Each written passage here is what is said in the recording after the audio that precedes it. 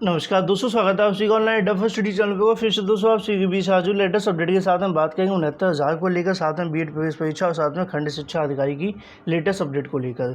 इस वीडियो में हम बात करने वाले सुप्रीम कोर्ट ऑर्डर 13 सुनवाई के बाद। वहीं दोस्तों अगर बात करें 69,000 चयन सूची में बदलाव, एनसीबीसी या फिर आरक्षण संबंधित मुद्दों पर शासन के जवाब के बारे में, और साथ में 69,000 आरोपियों पर दोस्तों अगर बात करें एसटीएफ की कार्रवाई देखने के लिए मिली है।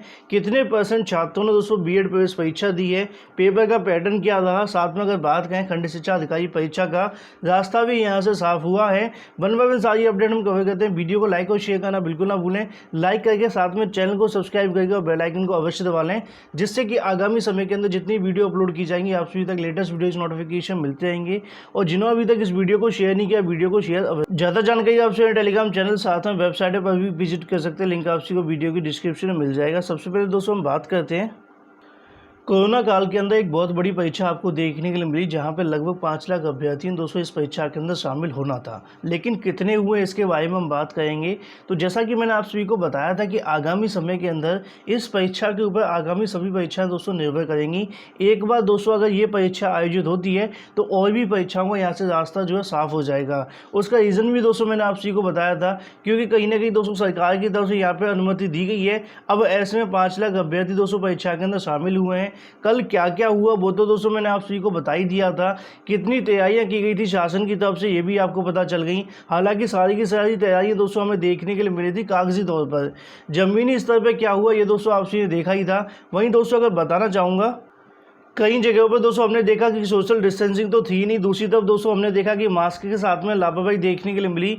अब ऐसे में दोस्तों यहाँ पे और भी नए नए मामले आपको देखने के लिए मिल रहे हैं। एक तरफ लगातार कोरोना का कहर जारी है, दूसरी तरफ दोस्तों अगर बात करें केपी कॉलेज के अंदर एक ही पैड से लगवाए गए सभी अंगूठा।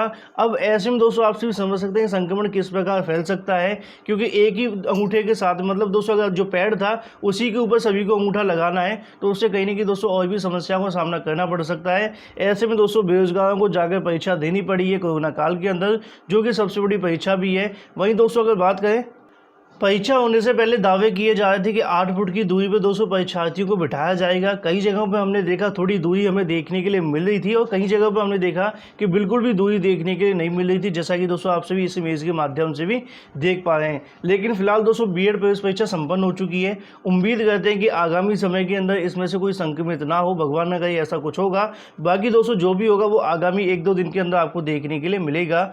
फिलहाल दोस्तों अगर बात करें, जो सोशल डिस्टेंसिंग की धज्जियां तो काफ़ी बुरे तरीके से उड़ाई गई हैं, जिसके बारे में दोस्तों मैंने आपको पहले ही बता दिया था, ऐसा होना भी था। वहीं दूसरी तरफ दोस्तों बात करें प्रथम पाली के अंदर लगभग 84%, व दोस्तों अगर बात करें दूसरी पाली के अंदर 84.5% ने दोस्तों परीक्षा में उपस्थिति दर्ज कराई है। ऐसे में दोस्तों आप सभी समझ सकते हैं काफ़ी ज़्यादा दोस्तों यहाँ पर जो परसेंटेज है वो रहा है परीक्षा में उपस्थित होने का। हालांकि कोरोना की वजह से थोड़ा कम भी देखने के लिए मिला है, हो सकता था इससे भी ज़्यादा दोस्तों आपको देखने के लिए मिलता।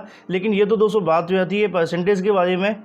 अगर दोनों पाली के दोस्तों परसेंटेज की हम बात करें तो 84% दोस्तों आपसी मान करके चल सकते हैं। कई जगहों पर दोस्तों जो परसेंटेज है वो काफ़ी कम भी रहा है, जैसे कि दोस्तों लखनऊ की अगर बात करें या फिर दोस्तों अदर सेंटर्स की बात करें तो 84% दोस्तों परीक्षार्थी यहाँ पर उपस्थित तो हुए। लेकिन दोस्तों अगर बात करें पेपर के पैटर्न को लेकर, यहाँ पे अभ्यर्थियों से हुई वार्ता के अनुसार दोस्तों आपको देखने के लिए मिल रहा है। हिंदी की बात करें या फिर तर्कशास्त्र की बात करें, प्रश्नों में उलझे रहे अभ्यर्थी। जीके के सवालों ने दोस्तों परीक्षार्थियों को काफ़ी परेशान किया है। ऐसे में दोस्तों अगर देखा जाए जो पेपर का पैटर्न है ऑन एन एवरेज है, ऐसा नहीं काफ़ी ज़्यादा सरल देखने के लिए मिला है या फिर बहुत ज़्यादा टफ था। लेकिन पेपर का जो पैटर्न था वो दोस्तों बीएड प्रवेश परीक्षा के अकॉर्डिंग काफ़ी अच्छा हमें देखने के लिए मिला है यहाँ पर। वहीं दूसरी तरफ दोस्तों हिंदी का एक सवाल यहाँ पर रिपीट भी देखने के लिए मिला था। लेकिन अगर आप काफ़ी लंबे समय से बीएड प्रवेश परीक्षा की तैयारी कर रहे थे तो कहीं ना कहीं दोस्तों जो पेपर का पैटर्न था वो अच्छा रहा था। ऐसा नहीं है कि बहुत ज़्यादा पेपर का जो पैटर्न है वो टफ रहा है।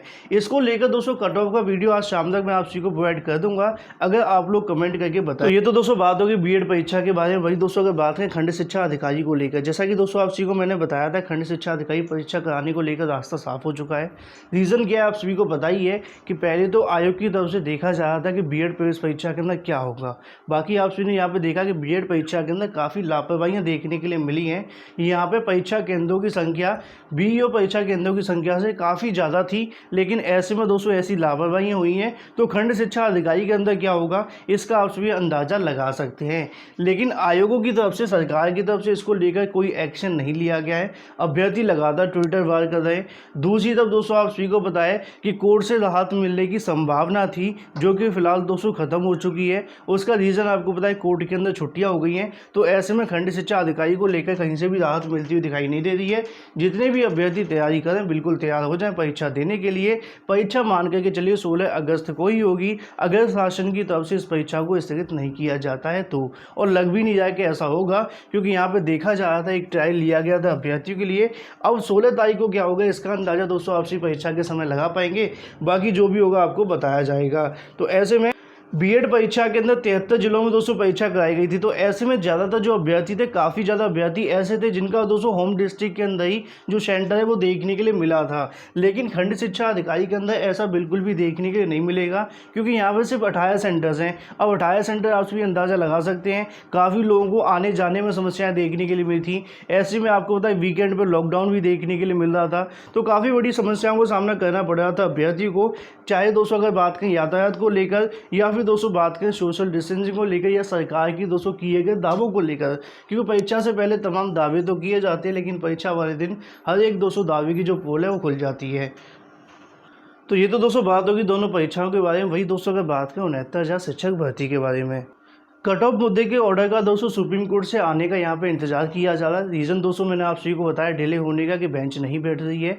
ऐसे में दोस्तों आज से सुप्रीम कोर्ट बैठे, और ऐसे में रजिस्ट्री के माध्यम से कोई जानकारी निकलती, या फिर दोस्तों अगर बात करें जो भी जानकारी कोर्ट की तरफ से दी जाएगी कि दोस्तों जो शांतनु गौर सर की जो बेंच है वो नहीं बैठ रही है, क्यों नहीं बैठ रही, कब तक बैठेगी, तो दोस्तों आप सभी तक प्रोवाइड करने की जो कोशिश है वो की जाएगी।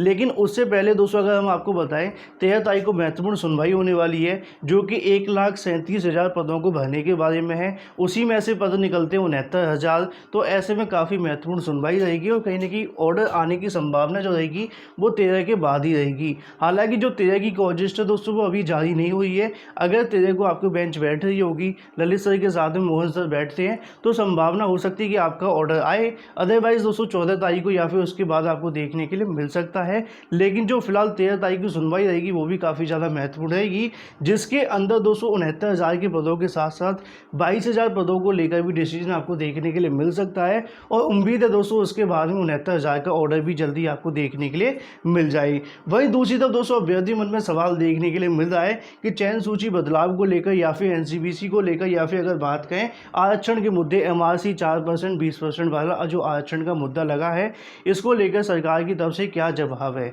मैं आपको बताना चाहूँगा, पहले दोस्तों आप सभी ने देखा था कि 250 शिक्षामित्रों को इसमें शामिल करने की जो बात है वो की गई थी। लेकिन ऐसे में दोस्तों कंफर्म तो नहीं हुआ कि 250 में से कितने पास हैं, लेकिन अंदाज़ा लगा सकते हैं कि 40-50 शिक्षामित्र ऐसे होंगे जो कि दोस्तों यहाँ पर पास हो सकते हैं। लेकिन इसके बारे में शासन की तरफ से बिल्कुल अभी तक स्पष्ट नहीं किया गया है कि चयन सूची में बदलाव, या फिर जो शिक्षामित्र दोस्तों चयनित होंगे उनको सेकंड काउंसलिंग के अंदर शामिल किया जाएगा। मैंने दोस्तों आप सभी को बताया भी था कि मामला न्यायालय के अंदर है, इस वजह से भी इन सभी शिक्षामित्रों को यहाँ पर जोड़ा गया था, क्योंकि आपको पता है कि शिक्षामित्रों का डाटा 40-45 पर भी मांग की गई थी।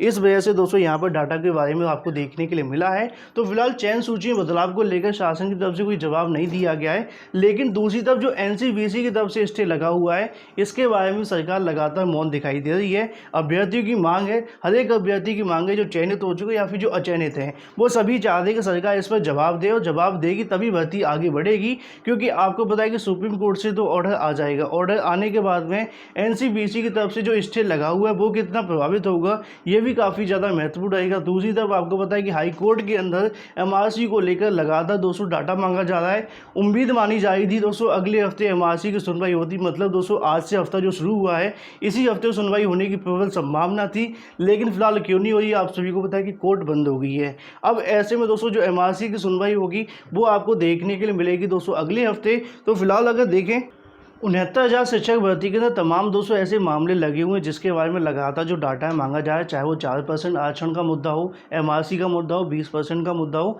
सरकार इसके बारे में अभी तक जवाब देती हुई दिखाई नहीं दे रही है। एक तरफ दोस्तों सुप्रीम कोर्ट का ऑर्डर आने के बाद में अगर भर्ती आगे लटकती है तो और भी अभ्यर्थियों को यहाँ पर नुकसान देखने के लिए मिलेगा। उम्मीद करते हैं कि जल्द सरकार इस पर डाटा सौंपे। दूसरी तरफ अगर बात करें अधिकारियों की तरफ से या फिर बेसिक शिक्षा मंत्री सर की तरफ से लगातार अभ्यर्थी दोस्तों उनसे मुलाकात करने की जो कोशिश है तो करते हैं। कल संडे वाले दिन भी मेरी अभ्यर्थियों से वार्ता हुई थी। उनका कहना था कि मंत्री सर से टाइम मांगा गया था लेकिन वहाँ पर भी मुलाकात नहीं हो पाई है। तो ऐसे में दोस्तों यहाँ पर देखा जाए तो लगातार अभ्यर्थी कोशिश तो कर रहे हैं कि इन मुद्दों के बारे में सरकार का क्या एक्शन है, लेकिन सरकार की तरफ से ना तो कोई जवाब दिया जा रहा है, ना ही दोस्तों अगर बात करें कोई डाटा सौंपा जा रहा है। तो ऐसे में दोस्तों फिलहाल आपको इंतजार करना पड़ेगा 13 तारीख को होने वाली सुनवाई के बाद में वहाँ से सरकार को क्या आदेश दिया जाता है, उसके बाद में 69,000 का ऑर्डर कब तक आता है, उसके बाद ही कन्फर्म हो पाएगा कि सरकार इन सभी मुद्दों को किस प्रकार दोस्तों आगे लेकर के जाएगी।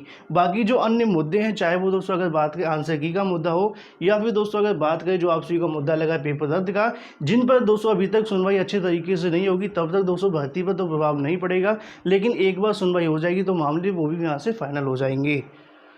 वहीं दूसरी तरफ दोस्तों आप सभी को पता है कि एक और मामला लगा फर्जीवाड़े को लेकर, जिस पर एसटीएफ जांच कर रही है। पिछले 2 दिनों से थोड़ी सी हलचल हमें देखने के लिए मिली है। हालांकि इससे पहले लगातार जांच जारी थी, लेकिन ना तो दोस्तों कोई गिरफ्तारी हुई थी और ना ही दोस्तों जांच है वो आगे बढ़ी थी।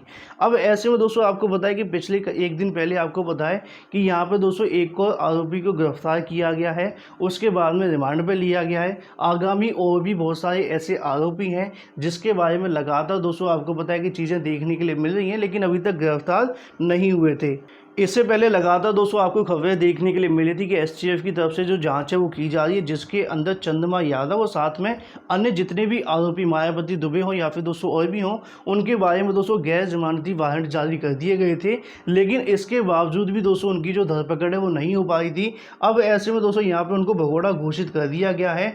तो ऐसे में दोस्तों अगर वो पकड़े जाते तो बड़ी कार्रवाई उनके ऊपर देखने के लिए मिलेगी। और यहाँ पर दोस्तों उनकी तरफ से ये भी कहा गया है, नीचे आप सभी देखेंगे कि गैर जमानती वारंट के बाद दोस्तों उनको भगोड़ा घोषित करने के साथ साथ कोर्ट खुलते ही कार्रवाई की जाएगी, उन पर इनाम घोषित किया जाएगा। इस दौरान दोस्तों अगर उनकी कोई गिरफ्तारी नहीं होती है तो पुलिस कोर्ट के आदेश में उनके घरों की कुर्की करेगी और साथ में 69,000 शिक्षक भर्ती फर्जीवाड़ा करने वाले दोस्तों आरोपियों को स्कूल प्रबंधक चंद्रमा यादव प्रताप अन्य सभी के ऊपर दोस्तों जो कार्रवाई वो आपको यहाँ पर देखने के लिए मिलेगी। तो फिलहाल दोस्तों उन सभी को यहाँ भगोड़ा घोषित कर दिया गया है। अब दोस्तों आपको इंतजार करना न्यायालय के खुलने का, और न्यायालय खुलता है उसके बाद में दोस्तों जो है उनके घरों की कुर्की करने की बातें भी आपको यहाँ पर देखने के लिए मिल रही है। बाकी तो दोस्तों न्यायालय खोलने के बाद ही आपको पता चलेगा।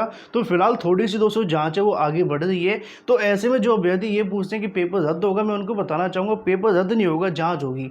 जांच होनी चाहिए, जांच और भी अच्छी होनी चाहिए। जिस प्रकार हमें दोस्तों स्टार्टिंग में देखने के लिए मिली थी, 2-3 दिन के अंदर 8 आरोपियों को गिरफ्तार किया गया, फिर उसके बाद तीसरे चौथे दिन हमने देखा 11 आरोपियों की संख्या होगी। लेकिन ऐसे में दोस्तों हम देखें कि 2 महीने के आसपास होते हुए जा रहे हैं, फिलहाल संख्या घटती हुई मतलब कि वहीं की वहीं टिकी हुई है, आगे नहीं बढ़ रही है। अगर एसटीएफ और भी तेज़ी से जांच करेगी या मायावती दुबे या फिर दोस्तों और भी लोग पकड़े जाएंगे तो और भी बड़े बड़े आपको खुलासे देखने के लिए मिलते रहेंगे। ये थी दोस्तों सारी की सारी लेटेस्ट अपडेट। वीडियो पसंद है वीडियो को लाइक शेयर करना बिल्कुल ना भूलें। फिलहाल इस वीडियो के माध्यम से इतना ही। वीडियो को लाइक और शेयर करके साथ में चैनल को सब्सक्राइब कर लें। Thank you for watching this video.